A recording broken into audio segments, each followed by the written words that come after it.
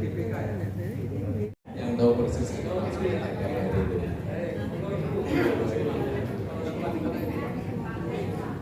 Oh ya, nanti aneh. Nah bunyinya begini, Pak Munawir, saya ke UNS kapan?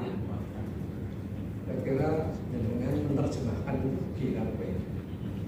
Pak Munawir, saya ke UNS kapan?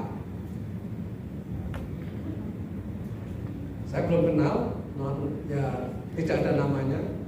Kemudian saya hanya berpikir ini anak atau orang yang memiliki jabatan tertentu, maka kemudian saya balas, saya balas apa yang dia maksudkan. Balik lagi dengan kalimat yang sama. Akhirnya terjadi terus menerus gitu, saya ladeni terus gitu sampai saya mudeng kalau apa. Satu saat setelah saya mempelajari kalimat-kalimatnya kan antara objek predikat, subjek, predikat, objeknya itu nggak jelas. Kemudian saya baru paham bahwa dia menanyakan UNS pendaftaran mahasiswa barunya kapan. Jadi nggak panjang sebenarnya. Pak Munawir, pendaftaran mahasiswa baru di UNS kapan? Kira-kira gitu kalau lengkapnya itu. Tapi itu bahasa saya, tapi yang utuh itu nggak ada kalimat seperti itu. Nah rupanya percakapan saya di WA itu di malam hari itu dibaca oleh kakaknya. Kakaknya itu perempuan. Kemudian telepon saya, Pak Munawir, mohon maaf saya mau konfirmasi apakah adik saya tadi siang WA-WA sama bapak, siapa gitu? Itu namanya Bambang. Memangnya kenapa gitu? Nah, dia cerita dia ternyata anak siswa SMALB. Kira-kira gangguannya apa? Menurut Anda? SMALB, nah kereta atau apa? Nah, slow learner, apalagi kira-kira? Netra, apalagi?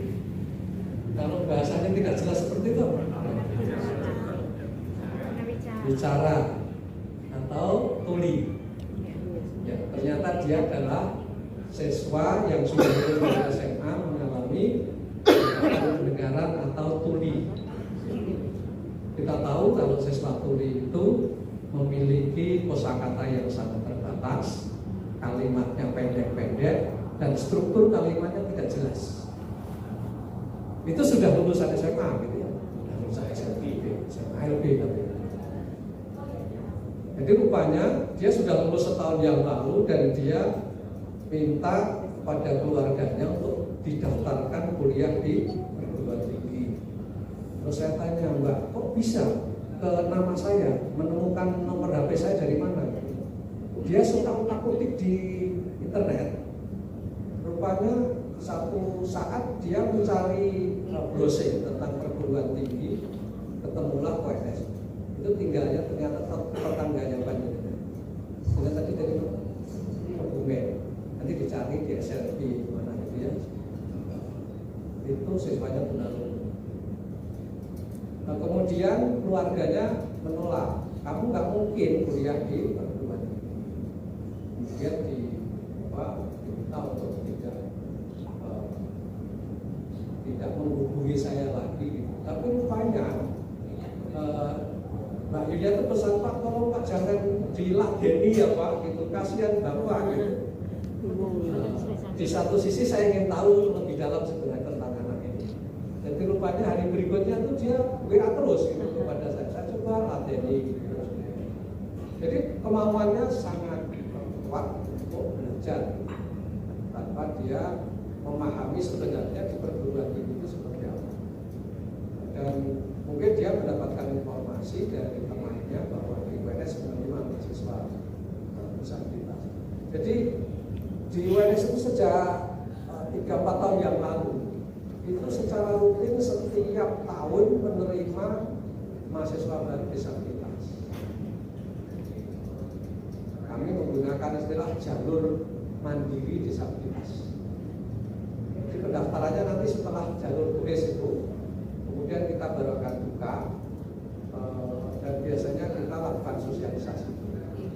Yang mendaftar ke sana sebagian besar justru dari anak-anak berkebutuhan khusus dari sekolah itu sendiri, SMA, SMK. Di Jawa Tengah itu ada SMK Jawa Tengah. Siapa yang perso ini? SMK Jawa Tengah. Jadi semua perso ya. Wah, itu yang membingungkan UNS. Karena ketika dia mengisi di identitas diri asal sekolah, itu sekolahnya mana? SMK Jawa Tengah.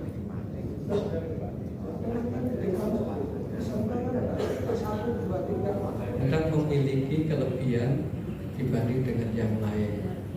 Modalnya kalau tunanetra kan mendengarkan, bahkan mendengarkan ayat-ayat Al-Quran itu kan kalau untuk menghafal berarti kalau direkam itu kan ceklek sekali gitu ya, seayat gitu. Tinggi dibandingkan dengan anak-anak pada umumnya.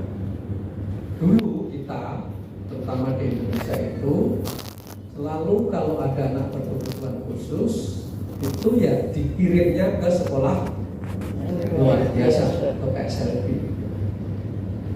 Itu dulu gitu. Dan berjalan kira-kira 1 abad lebih karena PLB itu masuk di Indonesia tahun 1901. Pusatnya itu di Bandung. Orang Belanda mendirikan lembaga pelatihan untuk tunanetra di Bandung 1901 dan kemudian lanjutlah jadi sekolah tunanetra, sekolah tunarungu, sekolah tunagrahita dan seterusnya sampai tahun 2000-an itu SLB hampir merupakan satu-satunya sekolah bagi anak-anak berkebutuhan khusus.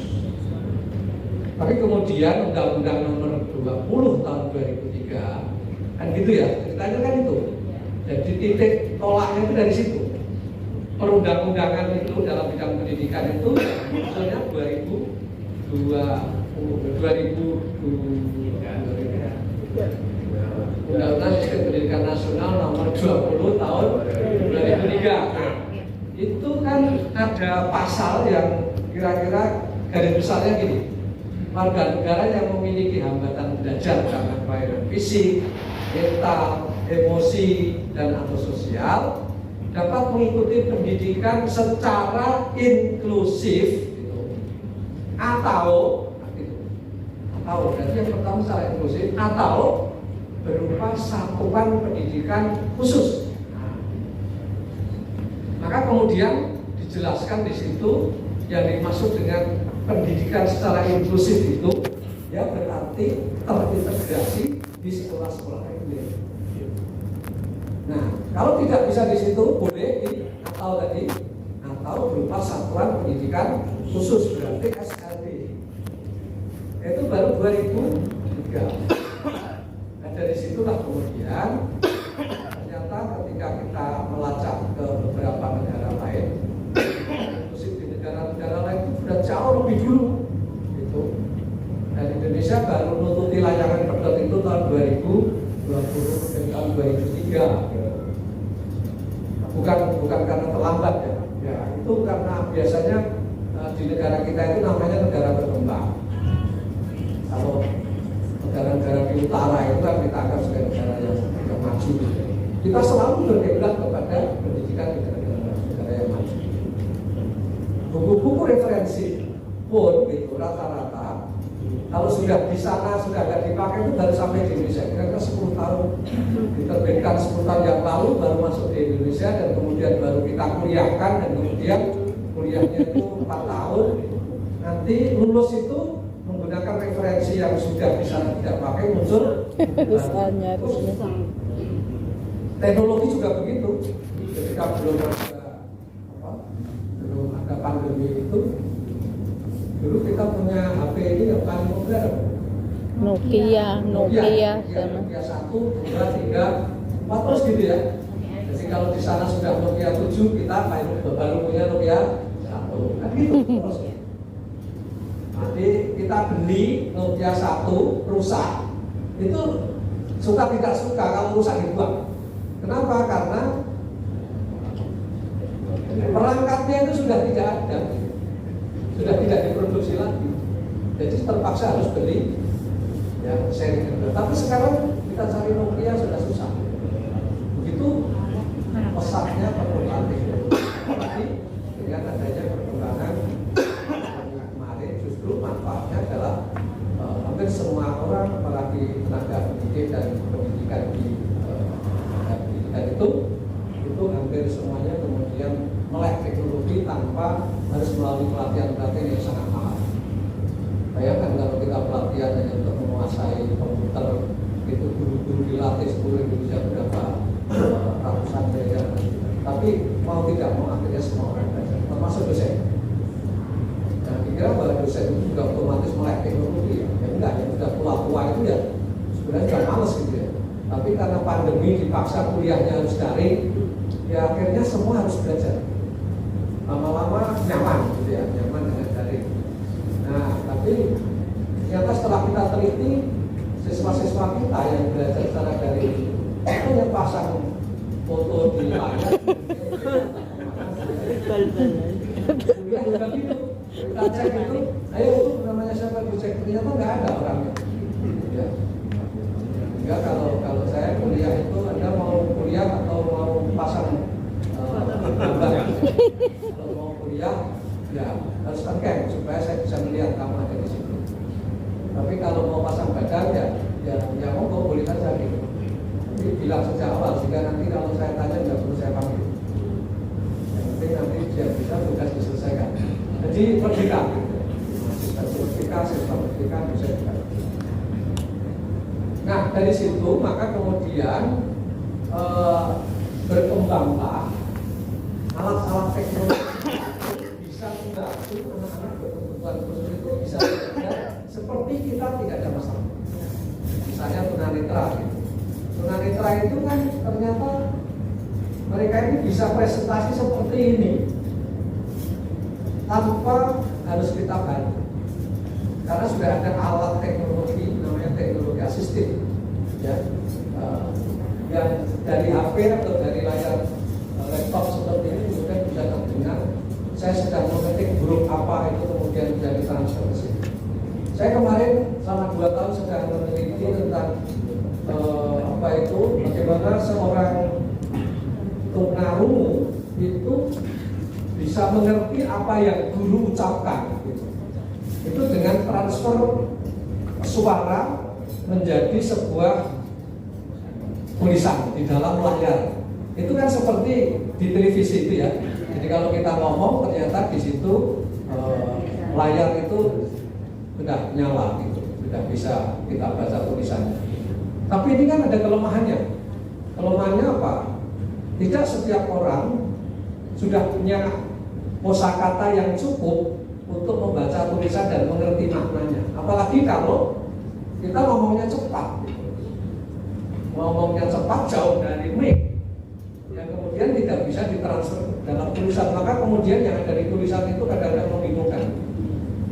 Saya kalau kuliah, ini misalnya di PLB di tempat saya itu sekarang ada 4 orang yang tuli dan ada 2 orang satu kelas itu. Atau ada 2 yang tunanetra. Saya suruh duduknya di depan ini 4 orang itu. Jadi saya harus dekat kepada mereka supaya saya tidak biasa misalnya harus menulis di papan tulis sambil ngobrol, pasti dia tidak akan ngerti. Jadi sebenarnya pendidikan inklusif itu sesuatu yang mudah gitu. Tetapi kemudian karena dimaknai sebagai sebuah perbedaan yang ekstrim gitu, maka kemudian dianggap sebagai sesuatu yang mustahil gitu, sesuatu yang sulit. Sementara mungkin Anda sudah mendengar ya, video dari Dewi Zul misalnya. Dewi Zul itu dia menceritakan anaknya sebentar lagi akan wisuda S2 di Amerika Serikat. Dia tuli anaknya itu. Anaknya Dewi Zul itu kan putri juga tuli. Kuliahnya juga tuli. Kemudian yang putra juga tuli. Maka dari itu saya ngomong tuli panjenengan jangan kaget, ini bagi tuli dia lebih suka disebut tuli daripada tunarungu. Dia lebih suka disebut tuli. Tapi tunanetra mereka sebenarnya bebas. Yang penting jangan disebut picah. Jadi nyinggung perasaan gitu ya. Jadi mau wisuda di S2 dan kemungkinan nanti akan langsung mengambil S3 misalnya. Kenapa dia tidak mengambil S2 di Indonesia? Jawaban dari Jun adalah saya belum yakin bahwa apakah di Indonesia sudah tersedia fasilitas yang memungkinkan dia bisa belajar dengan nyaman. Itu artinya kita memang dipertanyakan ya, kita dipertanyakan dalam fasilitas teknologi dan seperti itu. Jadi kemudian dia bekerja di sana. Nah, mereka bisa sukses karena mereka merasa tidak ada masalah. Ketika ada di sana itu seperti tidak ada masalah. Teman saya yang Bu Ani itu dosen Fakultas Ekonomi dan Bisnis ya, itu senior. Dia memakai kursi roda. Awalnya dia pakai masih setelah usia dia kemudian semakin lemah dan kemudian pakai kursi roda. S1 diselesaikan di UNS, kemudian S2, S3 diselesaikan di Australia. Nah, ketika di Australia itu dia merasa bahwa saya pun tidak pernah merasa sebagai difabel Pak Munawir ketika di sana. Tetapi ketika saya pulang ke Indonesia, itu saya betul-betul menjadi difabel. Loh, gimana ceritanya? Ya kalau saya di sana, saya bisa mandiri, bisa melakukan apa saja seperti saya tidak ada hambatan. Karena ada sarana-prasarana yang disediakan negara. Bahkan di kampus itu, beliau itu ketika lapor bahwa saya adalah pemakai kursi roda, kalau begitu Anda berhak untuk mendapatkan fasilitas pendampingan ketika Anda mau pergi kemana ke tempat-tempat yang Anda inginkan. Jadi pemerintah atau fasilitas pemerintah itu yang kemudian proaktif untuk menanyakan kebutuhan Anda apa, kesulitan Anda apa. Kalau begitu Anda harus mendapatkan pendampingan ini, harus mendapatkan fasilitas. Maka beliau itu sering traveling ya, ke mana-mana negara-negara lain, termasuk Jepang, Korea. Itu di sana mereka merasa nyaman. Kemudian itu akhirnya saya harus dibantu oleh orang lain karena memang tidak tersedia fasilitas. Ada satu kritikan kecil itu gambar seorang pemakai kursi roda sedang ini. Kemudian di depannya itu ada masjid yang indah sekali. Kemudian di depannya itu ada tangga-tangga batal. Dia cukup sholat di depan tangga itu di jalan. Kemudian katakan, "Duh Gusti," kira-kira gitu. "Duh Gusti, apakah saya sholat di sini itu kira-kira sama pahalanya dengan ketika saya bisa masuk ke masjid tempat rumahmu ya Allah?" Ini menggambarkan betapa mereka merasa di mana-mana saya tidak mendapatkan fasilitas yang cukup seperti yang saya masuk ke hotel kira-kira kalau dari situ ke situ kira-kira dari banyak hal ya. Sulit kan? Apalagi di jalan. Ini gambaran singkat saja Bapak dan Ibu sekalian bahwa perspektif kita dalam pembangunan pendidikan itu perspektifnya adalah untuk orang-orang seperti kita. Jadi bangun apa saja, bangun gedung, bangun sekolahan, bangun jalan, bangun fasilitas publik itu perspektifnya adalah kita, bukan perspektif universal.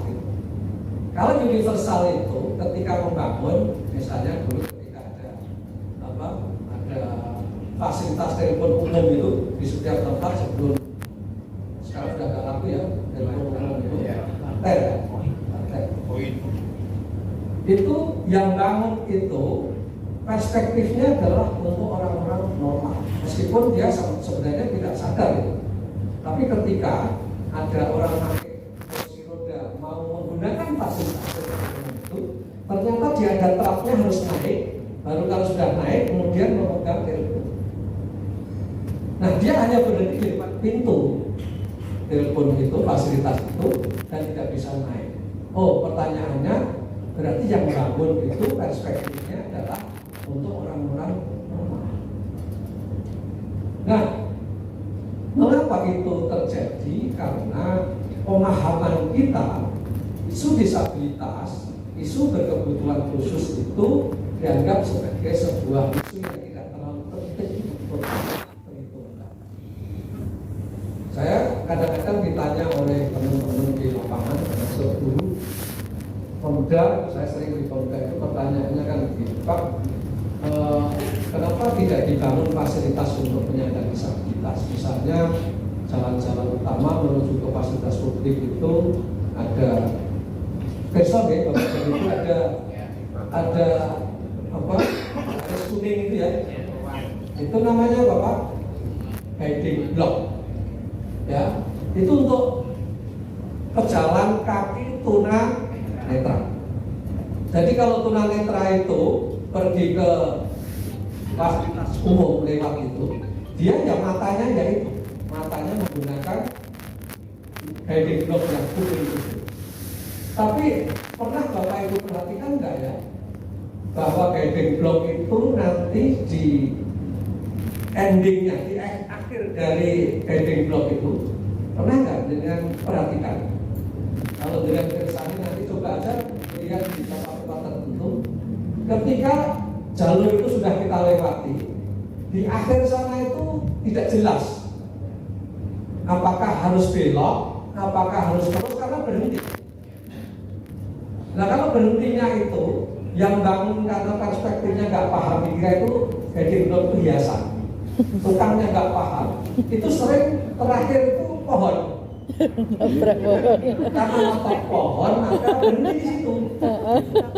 Bahkan yang paling mengerikan itu jurang. Ceglungan ya ceglungan. Titik terakhir itu dia ada ceglungan. Yang mereka harus. Karena guiding block itu kalau mau belok ada yang berbeda, yang titik kuning itu. Kalau yang jalan kan garisnya panjang. Tapi kalau di situ akan belok atau akan berhenti, maka dia harus ya ada titik-titik atau apa sih namanya? Ya bulatan-bulatan itu ya. Ya. Jadi kalau mau perempatan gitu dia akan ada beberapa keramik yang blok yang bulatan itu, kemudian dia akan kalau tongkat dia kemudian akan lihat ini lanjutannya kemana? Oh ke kiri, berarti saya harus belok ke kiri. Mending kalau misalnya jalan biasa yang tanpa ada fasilitas itu, dia sebenarnya bisa jalan dengan tongkat itu, dan kapan harus belok itu dia menggunakan suara kendaraan dari arah mana, itulah dia mengikuti. Kalau sudah aspalan dia pasti jalannya di pinggir, maka dia akan ketuk ini kanan kan caranya menggunakan itu aspal, oh ini rumput, ini aspal, ini rumput. Kalau jalur terus berarti ini salah saya itu. Saya harus cari lagi, oh ini aspalnya ketemu. Oh belok ternyata.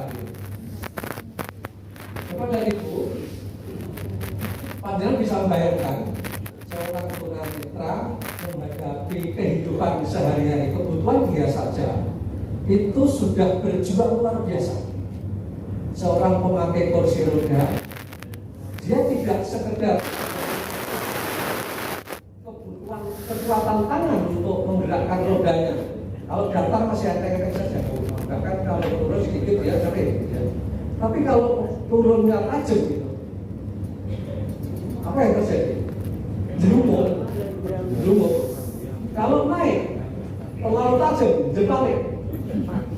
Kalau tidak ada yang mengapa. Iya, melasih. Nah, kesulitan itu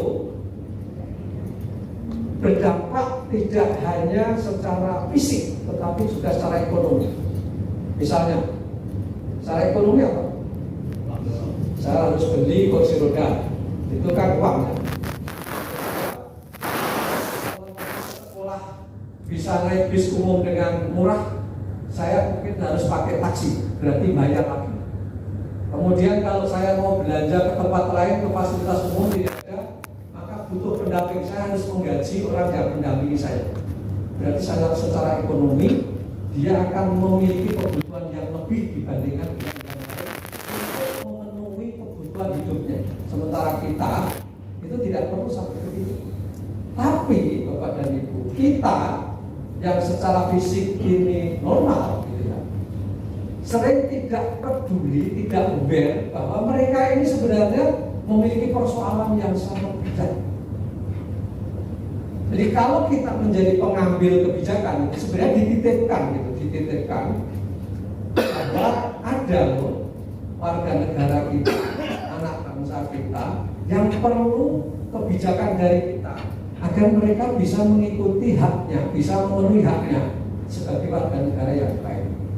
Haknya itu apa ya? Kalau pendidikan, hak pendidikan, hak kesehatan. Panjenengan nanti persani Undang-Undang Nomor 8 2016 tentang tentang penyandang disabilitas. Undang-Undang Nomor 8 tahun 2016 tentang penyandang disabilitas.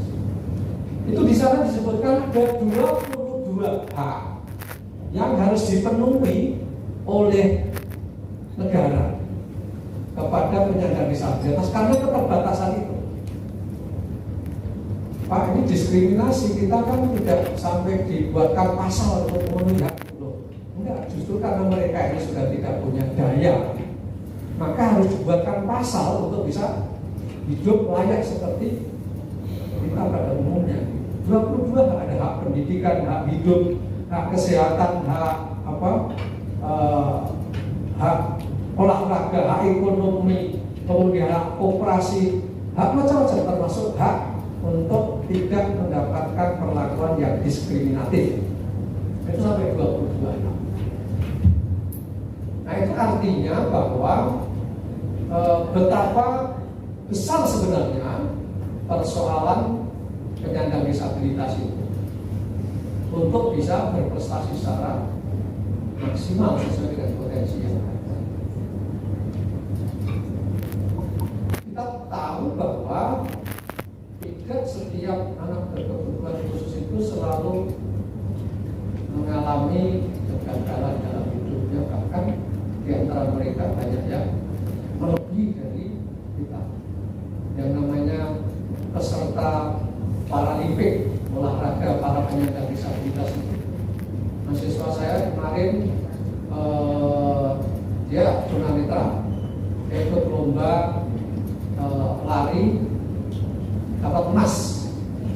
Hadiahnya emas itu ternyata 1 miliar. Mahasiswa itu dia dapat perak, hadiahnya 500 juta. Terus dapat perak lagi 500 juta, dapat 2 miliar. Kemudian dia masuk kuliah setelah selesai. Uang digunakan untuk apa, Pak? Ya saya bagi-bagi, Pak, di kampung. Luar biasa. Totalnya berapa? Enggak banyak kok, Pak, cuma 2 miliar. Itu jadi saya bertahun-tahun kamu ada dalam hitungan waktu lomba kan hitungannya cuma menit gitu ya. Lari itu berapa menit saya persiapan. Ya, inilah kelebihan masing-masing orang. Maka Bapak dan Ibu, saya sowan ke Bapak dan Ibu ini para pengambil kebijakan. Isu tentang pendidikan inklusif itu bukan persoalan Indonesia saja, tapi ini sudah persoalan dunia yang terus digelurakan agar supaya kita semakin aware kepada mereka. Kalau kita lihat di tayangan ini, mohon maaf itu terlalu kecil ya. Tapi intinya ini bahwa dunia itu karena kita bagian dari dunia itu secara terus-menerus melakukan akselerasi untuk penghormatan terhadap hak penyandang disabilitas. Akselerasi, percepatan. Jadi artinya dari target-target konvensi itu dilakukan oleh dunia dalam berbagai event, dalam berbagai peristiwa. Dari inisiasi UNCRPD, CRPD ini singkatan ya, Convention on the Right on Person with Disability, itu ada merumuskan tentang hak asasi manusia, itu ada 50 pasal yang harus diikuti oleh negara-negara di seluruh dunia yang tergabung dalam RPD. Kemudian dalam laporan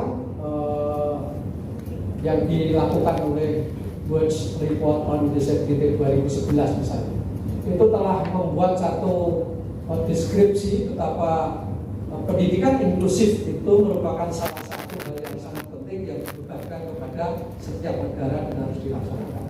Terus begitu sampai pada SDGs 2015, dulu MDGs, sekarang menjadi SDGs. Bedanya apa? Bedanya kalau SDGs itu kan sustainable, berkelanjutan. Jadi tujuan pembangunan yang berkelanjutan sampai 2030 itu menekankan tentang pentingnya lagi tentang pendidikan inklusif, salah satu di antaranya. Jadi pendidikan inklusif sudah isu global, gitu ya. Bersama dengan isu-isu pembangunan yang lain, ada pendidikan, ada pekerjaan, ada ada fasilitas publik, kota yang ramah disabilitas misalnya yang saya katakan, dan seterusnya gitu. Sampai kemudian ada Global Disability Summit tahun 2022. Itu semua mengharapkan agar pendidikan inklusif itu menjadi bagian penting dalam kebijakan pendidikan di dunia. Nah, saya akan tunjukkan sedikit. Ya. Ini Bapak dan Ibu, struktur pendidikan ketiga yang paling paling besar itu adalah usia anak-anak dan remaja. Terus gitu sampai usia tua itu jumlahnya semakin kecil, gitu ya. Tetapi yang aneh, penyandang disabilitas itu strukturnya terbalik, sedikit terbalik. Jadi yang anak-anak itu jumlahnya kecil gitu, semakin tua itu semakin banyak gitu. Kira-kira kenapa ya demikian? Setelah ditelusur, ternyata hukum alam, semakin tua umur seseorang semakin disabilitas. Jadi disabilitas itu bukan hanya persoalan anak-anak di sekolah gitu, bukan yang tadi tunagrahita, tunanetra, tunarungu, tunadaksa. Itu bukan hanya anak-anak, ternyata semakin tua kita itu sebenarnya menjadi hukum alam itu disabilitas. Sudah, panjenengan kalau sudah usianya 70, 80 gitu, kira-kira kan kesana kemari butuh bantuan orang lain. Gitu. Maka sebenarnya isunya kemudian berubah begini. Mengatasi persoalan disabilitas itu sekaligus mengatasi persoalan lansia. Jadi penduduk lansia itu sebenarnya dalam tanda petik termasuk disabilitas karena hukum alam. Kalau terjadi kekurangan pendengaran ya karena sudah tua. Kemudian pandangannya semakin kabur ya karena usia. Kemudian jalannya tersiap-siap bukan karena cacat sejak lahir, ya karena usia. Sekarang tidak bisa mengajar di lantai 3 gitu. Maka kemudian, oh betul ya, makanya dulu kan kalau pakai kursi roda, tak tahu sekolahnya lantai 3. Kami punya kasus di UNS itu, kuliahnya PLB itu di lantai 3. Nah satu saat ada mahasiswa pakai kursi roda. Kita nggak pernah apapun gitu. Setiap kuliah ya ada yang gotong sampai di lantai 3. Setelah selesai kuliah dia digotong teman-temannya turun. Rupanya setelah 1 semester itu dia mungkin merasa capek, kasihan sama teman-temannya yang harus menggotong itu. Padahal teman-temannya ya ikhlas saja gitu. Tapi bagi dia kok begini terus ya, nggak ada upaya untuk mengatasi persoalan ini. Maka kemudian ada wartawan mewawancarai dan muncullah di koran. Satu orang ya muncul itu kemudian jadi geger. Karena satu orang saja isu disabilitas itu, isu dunia itu dianggap kita ini diskriminasi. Nah, jalan keluarnya apa? Jalan keluarnya ya kalau punya duit bahkan RAM itu yang rengsengan ya, yang bisa sampai ke lantai 3. Wah, nggak punya duit Pak. Ya sudah, kalau nggak punya duit bahkan lift, ya, gampang gitu ya, bisa naik turun tanpa harus lebih nggak punya duit lagi Pak. Nah, terus gimana Pak caranya? Pikirkan itu, gimana bisa mereka itu kuliah dengan nyaman gitu. Ternyata gampang Pak. Kalau pas kuliah, kelas ini dipindah lantai bawah. Selesai loh. Tapi pikiran itu baru muncul setelah ada orang yang memberitakan tentang UNS tidak ramah disabilitas. Sudah kita atasi itu tiba-tiba ada lagi gitu. Dia pakai sepeda motor rodanya 3, itu mahasiswa juga gitu. Sepeda motor kasih roda 3. Nah, dia mau parkir di tempat parkir mobil. Tukang parkirnya itu melarang. Mas, parkirnya di sana gitu. Di mana? Di situ yang sepeda motor gitu. Loh kan saya nggak boleh di sini, nggak boleh itu untuk mobil lah gitu. Padahal mau masuk di pintunya sepeda motor itu sering. Sampai ngeyel-ngeyelan gitu. Dan kemudian karena agak gelem gitu, dipotong lah tukang parkir itu. Muncul lagi tukang parkirnya tidak ramah.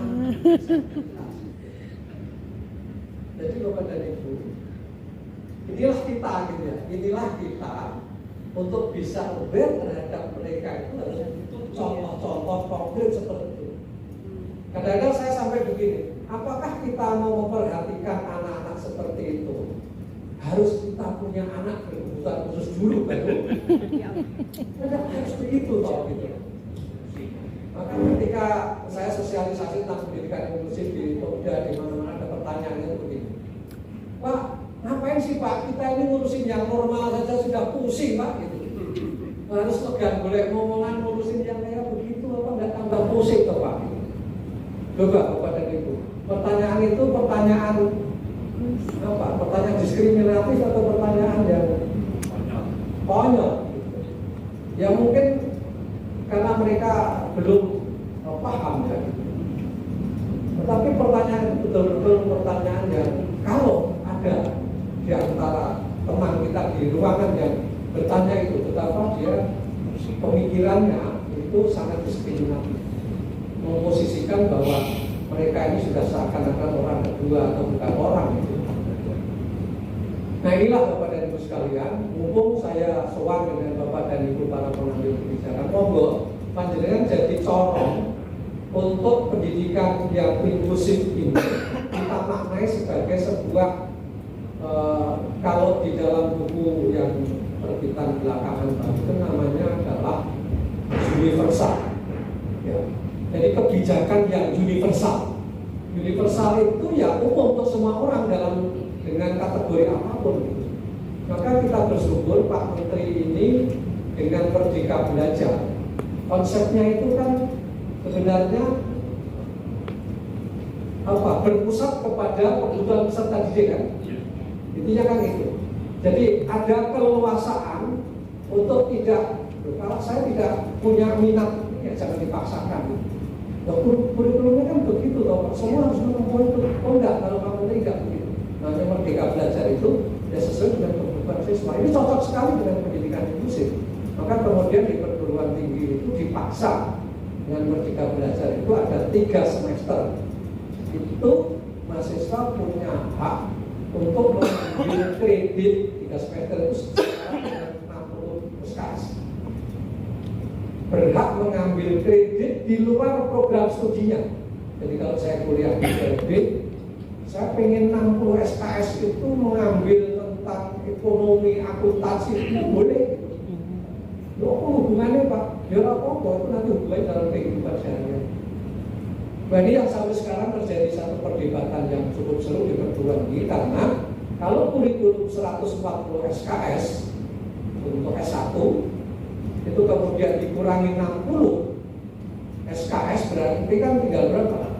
80 SKS. Jadi satu program studi itu core kurikulumnya itu sebenarnya maksimal hanya 80, yang inti dari program studi itu, sisanya adalah mereka suruh mengembara, mencari ilmu, mau magang, mau pelatihan kepemimpinan, mau menguasai teknologi informasi, mau menguasai bahasa Inggris, mau menguasai akuntansi, apa-apa itu boleh.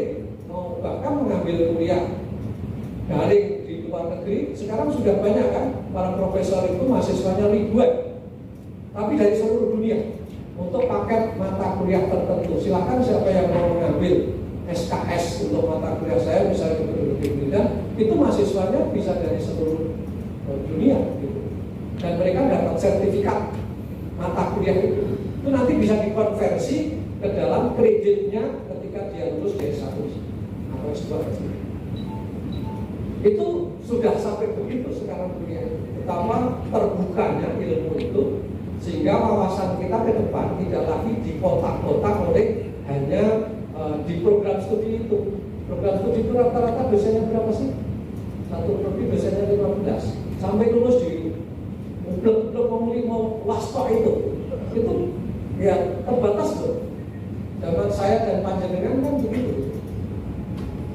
Saya kira sekarang sudah lebih terbuka lagi. Kemudian ada boleh mengambil mata kuliah yang lain di tempat lain.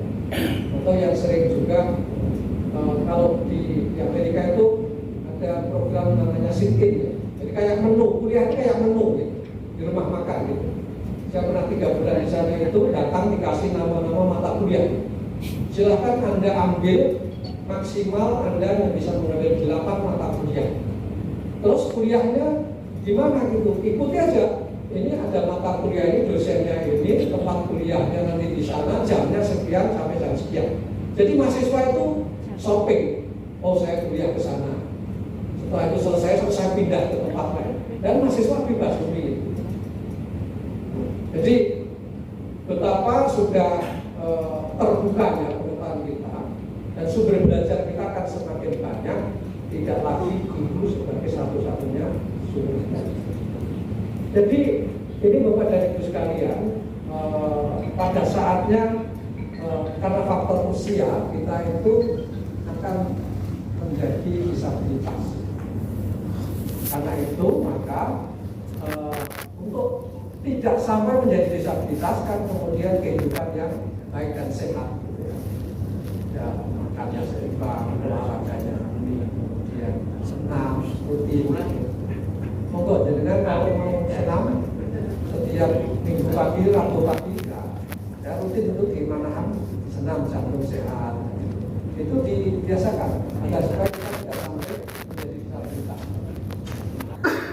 Nah, Bapak dan Ibu, ternyata data yang ada di Indonesia, hampir separuh dari penyandang disabilitas itu memiliki kelainan ganda. Jadi tunanetra plus apa, tunarungu plus apa, tidak tunggal. Dan itu artinya kalau sudah ganda itu kan bebannya lebih berat lagi ya. Nah, yang paling mengganggu dalam proses pendidikan itu sebenarnya adalah kemampuan intelektual kita. Jadi tunanetra tetapi tidak mengalami gangguan intelektual itu sebenarnya tidak ada masalah. Tunarungu tanpa hambatan intelektual itu tidak mengalami masalah. Tetapi yang tadi diterangkan oleh Ibu tadi itu yang mengalami gangguan intelektual, memang kapasitasnya untuk menerima pengetahuan-pengetahuan yang tinggi itu sangat terbatas. Nah, kurikulum kita ini adalah kurikulum massal, berlaku untuk semua, ya, untuk semua anak. Itu bukan berarti semua anak juga harus menguasai semua kurikulum itu. Jadi kalau memang mereka hanya memiliki kapasitas yang terbatas, maka kewenangan guru untuk bisa mengatasi hambatan tersebut. Berada di urutan ke ini yang hijau ini, peringkat 125, masih kelihatan Pak Desa? Ya, saya dekat. Peringkat 125 itu artinya bahwa kita itu dibanding negara-negara yang lain itu masih jauh dari harapan sebagai negara yang inklusif. Jadi yang diukur apa? Yang diukur itu kesetaraan ras atau etnis. agama, gender, dan disabilitas. Jadi dalam bahasa orang Indonesia itu toleransi. Toleransi kita terhadap perbedaan, bukan toleransi agama ya. Kalau tidak dari situ kan toleransi terhadap kesetaraan ras atau etnis. Apakah kita sanggup hidup dalam satu lingkungan bersama dengan etnis yang lain? Apakah kita sanggup dalam suatu kelas gitu, di dalamnya ada campur agama?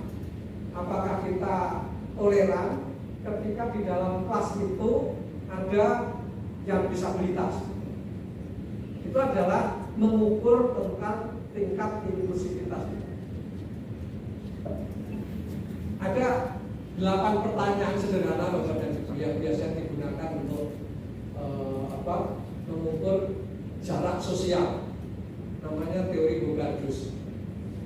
Itu pertanyaan sejauh mana sebenarnya kita memiliki jarak sosial terhadap penyandang disabilitas. Mulai dari apakah Anda bersedia jika kamu tinggal di dalam suatu lingkungan ada yang disabilitas? Oh, nggak masalah. Itu kan jawabannya. Terus diturunkan lagi. Apakah Anda sanggup hidup di dalam suatu lingkungan rumah tangga di mana di situ ada disabilitas? Pikir-pikir, ya. Terus turunkan lagi. Apakah Anda sanggup bersedia belajar di satu kelas, ya, yang di dalam kelas itu ada disabilitas? Pertanyaannya kepada guru, pikir-pikir. Ada teman yang lain, pikir-pikir. Gitu. Terus diteruskan lagi. Apakah Anda sanggup jika Anda belajar satu meja di antaranya adalah penyandang disabilitas? Gitu. Wah, semakin dia menjawabnya pikir-pikir, gitu, maka berarti menggambarkan jarak sosial. Nah, nanti pertanyaan puncaknya itu gini. Jika anak Anda berpacaran dengan penyandang disabilitas,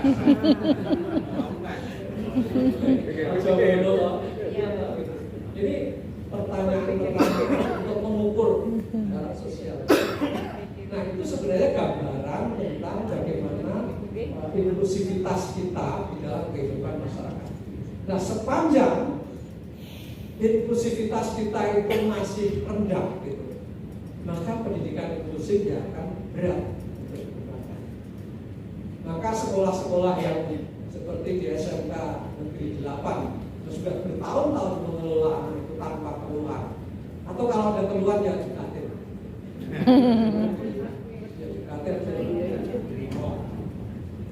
Sebenarnya iman-iman ya sudah tenaganya memang dicurahkan lebih, tapi tidak mengeluh gitu loh. Jadi pahalanya semula di kantong jadi mulut gitu. Harusnya kan sudah bismillah kan. Yang namanya guru itu kan begitu. Dulu kan diangkat menjadi guru itu tanpa ada embel-embel guru untuk anak normal. Nah, ada di dalamnya memang karakternya berbeda-beda. Jadi ya kita syukuri saja, alhamdulillah saya dapat amanah untuk mengajar anak seperti itu. Saya ikhlas, bismillah. Nah, kalau bahasa agama ya kemudian kaki kita yang satu itu sudah jadi pintu surga. Nah, diikhlaskan aja gitu. Jangan mengeluh, kalau mengeluh nanti luput gitu. Lepas itu pahalanya. Itu Bapak biasanya menjadi penting ya sebagai dasar untuk bisa meyakinkan kepada orang lain betapa pendidikan inklusif itu sesuatu yang memang sangat didukung oleh regulasi yang ada. Jadi seharusnya di setiap provinsi itu memiliki regulasi. Kalau data yang ada di slide saya ini, itu baru 20,6% daerah di Indonesia yang memiliki perda tentang penyandang disabilitas. Ya, 20 diantaranya adalah provinsi, baru 59%. Nah, nanti dicek apakah di Jawa Tengah sudah ada perda tentang penyandang disabilitas. 27 diantaranya adalah kota.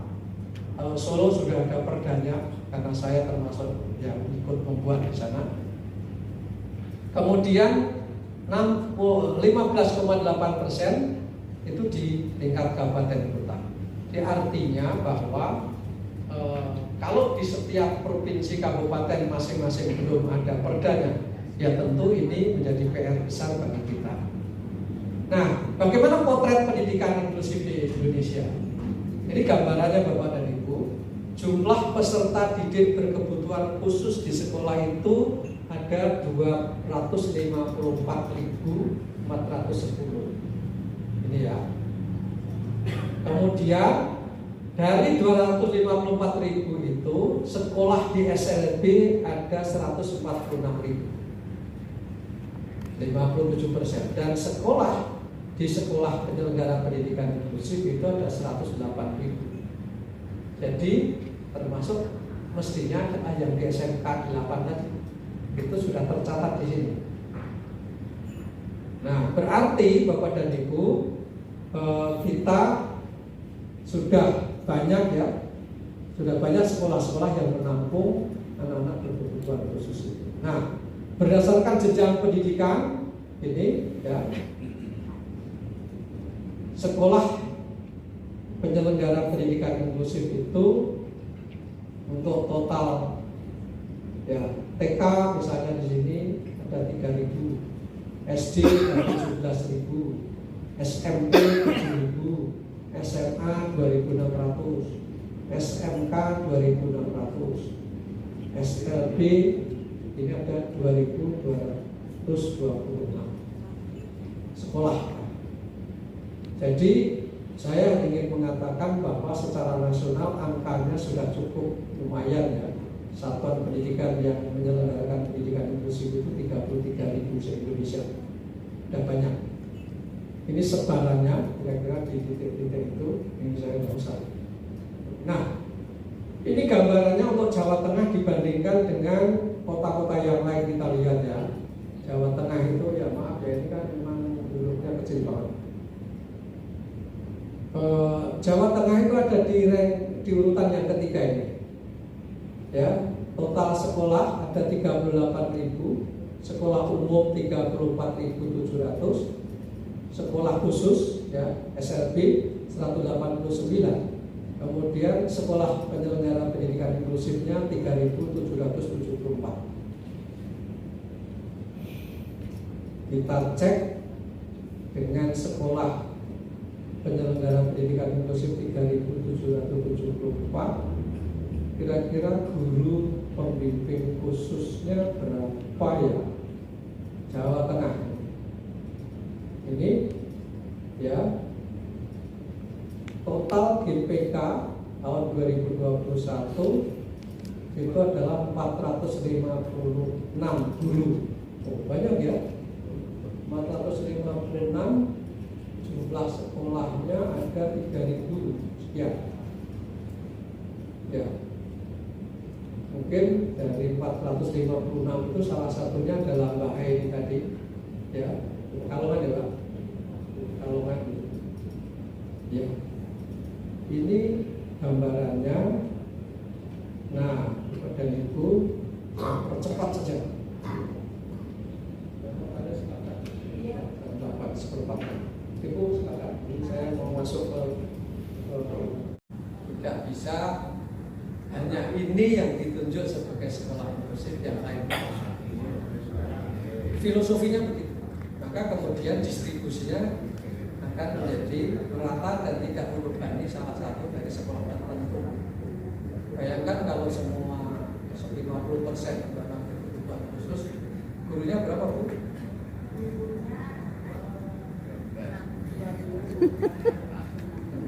Ya.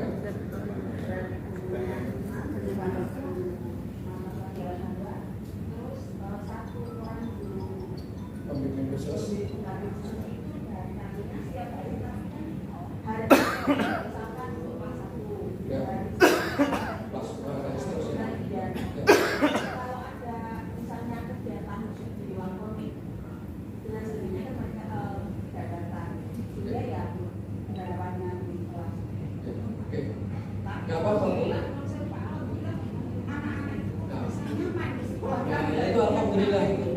Dinikmati saja. Dinikmati saja. Sing iso dilakoni, sing ora iso ya kok banyak nanti cerita.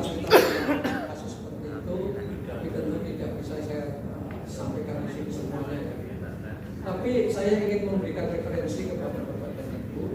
Pernah baca Permendiknas nomor 70 tahun 2009?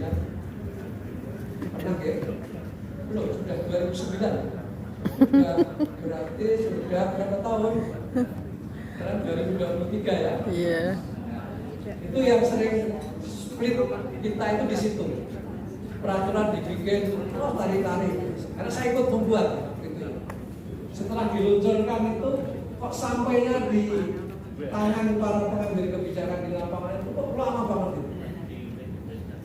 Itu lengkap sekali. Secara teknis pelaksanaan pendidikan inklusif itu ya digambarkan di situ.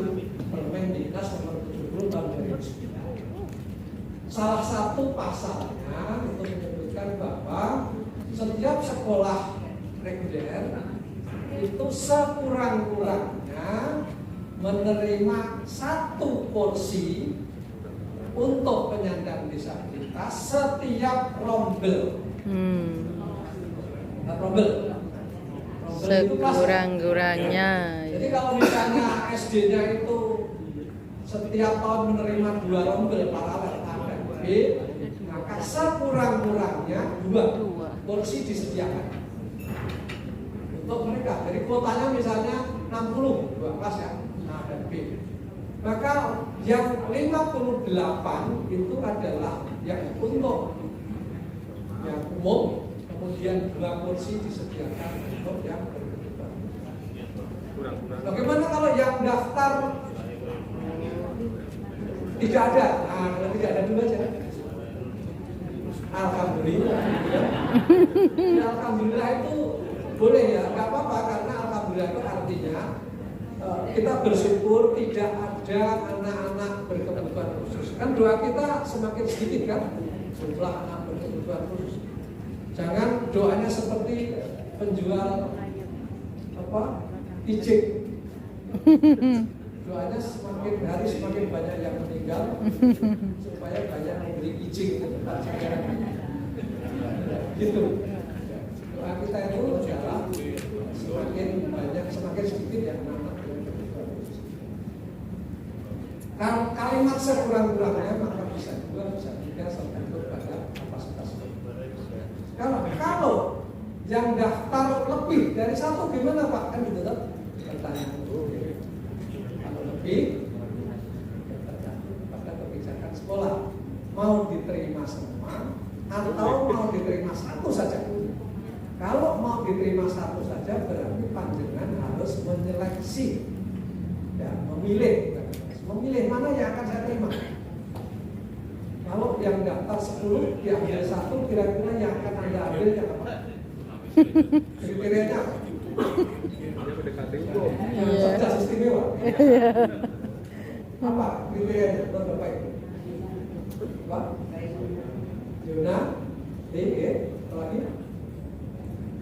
Ya, pertimbangkan 1 yang tempat tinggalnya paling dekat dengan sekolah tersebut.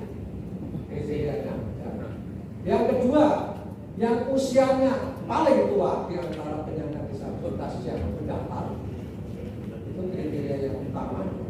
Tempat tinggal atau zonasi. Yang kedua adalah usia. Ya. Jadi jangan berpikir yang paling ringan. Boleh yang paling ringan sih kalau kita itu mungkin kriteria yang ketiga. Itu boleh selebihnya ngomong, tapi yang pertama adalah yang paling dekat dengan tempat tinggalnya, yang kedua adalah yang paling tua usianya, dan yang ketiga baru lain-lain. Kalau yang daftar cuma 2 gimana? Diterima saja, repot. Tapi kalau sampai 50 tadi, yang daftar 50, yang diterima 50-an, karena tidak ada yang diurus. Di beberapa SD saya survei apa loh benar-benar itu udah keliling ke hampir seluruh pelosok di Indonesia itu datang. SD itu daya tampungnya 1 tahun 1 kelas 30 orang. Yang daftar itu ada cuma 10. Bahkan di SD dari dekat rumah saya di sini itu 1 orang.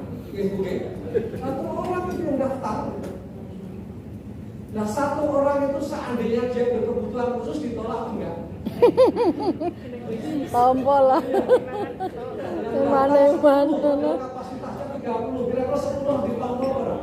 Tompo. Berarti nyamper resiko, bos. Mana-mana. Jadi sebenarnya kalau kita melihatnya seperti itu ya sudah siapapun yang daftar yang berkarya. Jadi saya tidak tahu di tempatnya ibu ini sampai 50, alhamdulillah beliau nyaman begitu. Saya apresiasi yang tinggi gitu. Tetapi mohon itu cek betul bahwa kriteria berkebutuhan khusus itu sebenarnya apa? Ini yang harus dijelaskan dulu. Nah, mungkin kesulitan belajar, gitu ya. Nah, tapi yang kesulitan belajar. Sebar. Kesulitan belajar. Dulu waktu tahun 2010-an gitu ya, saya dengan tim Diksus di provinsi itu sering bertengkar gitu. Pak, itu kan kita mengisi tentang materi seperti itu. Pak, itu anak berkesulitan belajar, kenapa dimasukkan sebagai anak berkebutuhan khusus? Ya mereka namanya sudah berkesulitan belajar. Pasti kalau tidak dibantu dia akan semakin sulit ya. Karena itu maka masuk kebutuhan khusus. Nah, Pak, kalau nanti semua dimasukkan, semua sekolah mesti ada loh Pak. Ya memang begitu ada gitu. Wah, nanti yang repot kami Pak. Apa repotnya? Jangan Pak. Mereka mau repot di jalur ganda. Jadi maksudnya ya kalau bisa anak berkebutuhan khusus jangan dimasukkan sebagai anak berkebutuhan khusus. Nah ini jadi ada kepentingan yang satu persoalannya persoalan pendanaan, yang kedua adalah persoalan real. Apakah dia punya minat khusus? Apakah dia punya bakat khusus? Apakah dia punya potensi khusus? Banyak cerita-cerita yang bisa kita sampaikan bahwa mereka biasanya memiliki satu target. Disitulah mereka ini yang harus kita dorong supaya mereka punya kebanggaan. Di SD itu kan ada pojokan-pojokan itu biasanya ada pohon prestasi ya. Mungkin ya setiap sekolah berbeda-beda. Ternyata setiap anak itu punya prestasi yang berbeda-beda. Ada yang bisa mengerjakan matematika dapat 10, kemudian dia dapat 1 kertas itu. Ini pengalaman saya itu di satu sekolah di Ohio State University itu setiap hari mahasiswa yang kuliah mengambil PLB itu kuliahnya kalau sudah semester 6, 7 itu ada di sekolah seperti sekarang itu namanya praktek. Tapi itu seperti sudah menjadi tim di situ. Tiap hari itu dia mengajar satu anak secara bergiliran gitu, ya, di situ.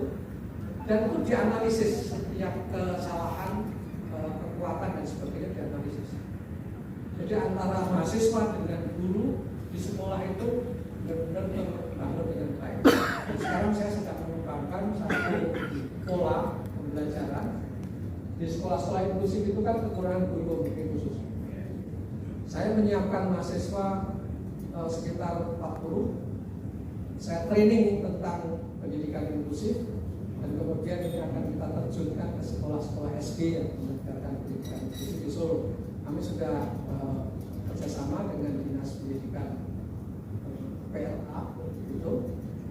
Jadi memfasilitasi anak sesuai dengan kemampuannya, tidak perlu harus dipaksakan ketika memang dia tidak mungkin bisa melakukan. Tunanetra misalnya, apakah dia kemudian ada pelajaran menggambar itu harus diikuti? Gambar bebek, gambar bebek di udara saja.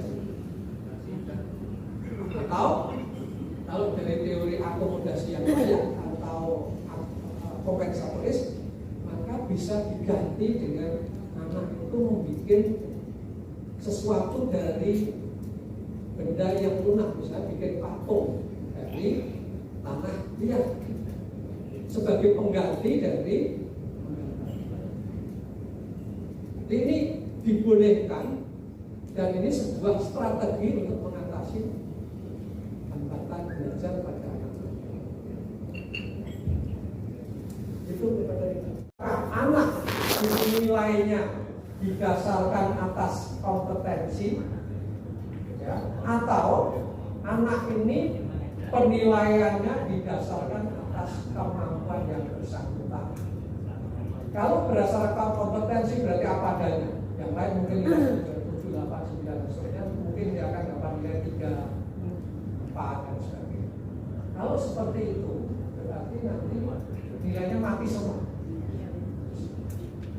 Orang umum mungkin cenderung pilih ini gitu. Membedakan dengan anak saya yang pintar masuk nilainya tak sama. Tetapi strategi yang kedua adalah bahwa kurikulum untuk anak ini diturunkan dulu. Jadi kalau matematika yang lain menggunakan standar 100, dia itu sudah hanya maksimal menghitung sampai dengan 30. Sehingga ketika dia bisa menghitung sampai 20, nilainya sudah 70. Menghitung sampai 25, nilainya sudah 75. Nah, ini yang perlu dijelaskan kepada orang tua pada umumnya. Jadi standar penilaian untuk anak ini memang berbeda. Kan kita mengenal adanya apa itu? Permata pelajaran itu namanya apa? KKN ya, kriteria Ketuntasan minimal. Masih ada ya sekarang? Masih? Sudah beda ya? Beda. Ya. KKN. Tapi berlaku untuk satu kelas itu sama ya, semua anak ya. Ya, harus mencapai itu ya. Kalau ada anak berkebutuhan khusus tidak mencapai terus gimana?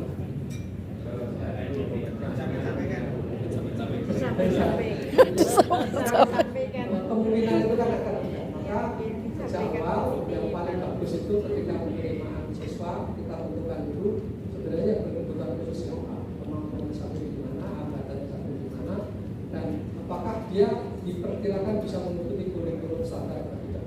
Kalau tidak, maka putuskan mencapai di dulu. Kemudian Beda.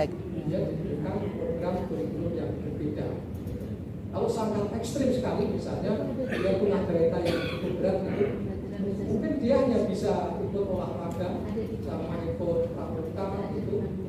Yang lain mata pelajarannya baca tulis hitung sederhana saja, untuk SMP itu harus dipahami. Perlu di situ dia diajarin menggergaji kayu, bambu gitu ya. Pokoknya setiap hari kamu menggergaji ini nanti jadi kaki, kursi, kaki, meja dan seterusnya. Malah nanti dapat uang itu. Ada loh sekolah itu menerima anak berkebutuhan seperti itu, di sekolahnya itu hanya diajari mengukur panjangnya sekian, kemudian digaris panjangnya sekian, digaris lagi, terus nanti ini digergaji. Dapat berapa kamu hari ini? Dapat 10 Pak. Sudah sampai sudah Pak ya guys ya. Enak ya. Santai gitu loh. Tidak terlalu kita perdebatan yang terlalu seru gara-gara sampah. Makanya sampai di situ. Ada satu kasus di satu kelas itu ada autis. Kita wajib untuk menerapkan di Indonesia sebagai bagian dari pelaksanaan undang-undang daerah. Banyak sekali undang-undang sistem pendidikan nasional. Saya tunjukkan ya. Saya kira kuliahnya biasanya 1 semester nggak usah jelaskan. Ya, mengapa pendidikan inklusif bukan segregatif? Kalau panjenengan kan berpikirnya tadi sebelum kuliah itu, sebelum materi itu kan kenapa mereka belajar di lembaga sekolah kan biasanya di SLB, ya di SLB saja. Ini pertanyaannya, kenapa harus inklusif bukan segregatif? Itu karena jawabannya ini. Dari sisi teori perkembangan manusia, itu ketika mereka disegregatifkan, segregatifkan itu apa kan ya? Dipisahkan dari komunitas normal gitu ya. Jadi hidupnya memang dipisahkan gitu. Maka akan ada banyak hal yang kemudian mereka akan mengalami kehilangan perkembangan. Mulai dari perkembangan psikologis, rasa percaya diri, motivasi, daya juang, kepribadian, dan itu akan mengalami kehilangan. Yang kedua perkembangan sosial, interaksi dan komunikasi sosial, ya pemahaman, sikap dan perilaku sosialnya dia juga akan mengalami visi, dan yang penting lagi adalah perkembangan karir dan harapan hidup. Ya, harapan hidup. Saya punya langganan pijet, saya disuruh meraba pesawat itu cuma sak gegeman ini. Cuma dari mainan itu kan, oh kayak begini. Sebenarnya seberapa besar gitu. Terus kalau saya mau ngapain? Saya mau meraba dari ujung depan sampai belakang. Terus kalau sudah masuk, saya ingin tahu di tempat duduknya itu kayak apa. Tak ceritani wae rasa takjak aku bayar kowe ya kabutan. Ya melalui proyek itu loh Pak Munawir gitu. Saya itu kadang-kadang juga tersentuh juga, iya ya mereka butuh ya melihat kayak begitu. Maka anak-anak SLB itu kan sering diajak ke airport, melihat, kemudian ke tempat museum-museum itu. Itu penting terutama tunanetra ya, karena dia hanya membayangkan, dia baru bisa merasakan kalau sudah memegang.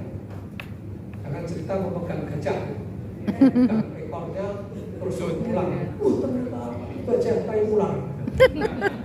Yang satu pegang kakinya, ternyata gajah kayak bumbung. Jadi kan harus satu tentuan kan. Jadi kasihan kalau mereka disegregatifkan mulai dari TK, SD, SMP, SMA, apalagi tidak bisa masuk perguruan tinggi. Semasa remajanya dia hanya sesama dengan penyandang disabilitas. Maka perkembangan kepribadian, rasa percaya diri dan sebagainya dia akan mengalami kehilangan. Jadi maka kemudian pendidikan inklusif itu mendorong agar mereka hidup secara wajar. Jadi universal design for learning itu UDL itu artinya tidak lagi membeda-bedakan antara yang disabilitas maupun yang bukan disabilitas. Oke, kebijakan pendidikan inklusif itu ya di sini ada mulai dari Undang-Undang Nomor 20 2003 paling bawah, ada Deklarasi Bandung 2004 Indonesia menuju pendidikan inklusif. Ada Permendiknas Nomor 70 tahun 2009 tentang pendidikan inklusif, ada Undang-Undang Nomor 8 2016 tentang penyandang disabilitas, dan ada PP Nomor 13 tahun 2020 tentang AZL. Apa itu AZL? Akomodasi yang layak. Singkat saja. Ini di PP Nomor 13 tahun 2020 itu antara lain pemerintah pusat dan pemerintah daerah wajib memfasilitasi lembaga penyelenggara pendidikan dalam menyediakan akomodasi yang layak. Wajib ini. Fasilitas penyediaan akomodasi yang layak oleh pemerintah daerah dilaksanakan oleh gubernur, wali kota, bupati sesuai kewenangannya. Masih pasal 3. Akomodasi yang layak meliputi penyediaan dukungan anggaran atau bantuan pendanaan. Sekarang kan sudah ada itu saya kira ini sudah terpenuhi. Yang kedua, penyediaan sarana dan prasarana. Sudah kan bagian ada sarana yang sekolah-sekolah inklusif itu dulu malah banyak dapat hibah dari pusat. Itu sekarang nggak boleh dapat hibah. Yang ketiga, penyediaan dan penyiapan dan penyediaan pendidik dan tenaga pendidikan (GPK). Jadi GPK itu perintah undang-undang bagian dari penyediaan akomodasi yang layak.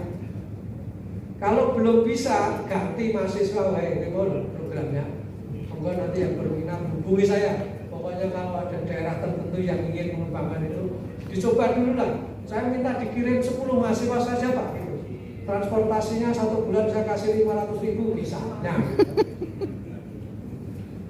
nanti tak tarik ya mahasiswa, mau nggak kamu saya kirim ke sana. Jadi terus nginepnya di mana Pak? Di tempat kepala sekolah. Atau di sekolahan. Terus makannya bagaimana Pak? Gitu. Makan di kunyah misalnya.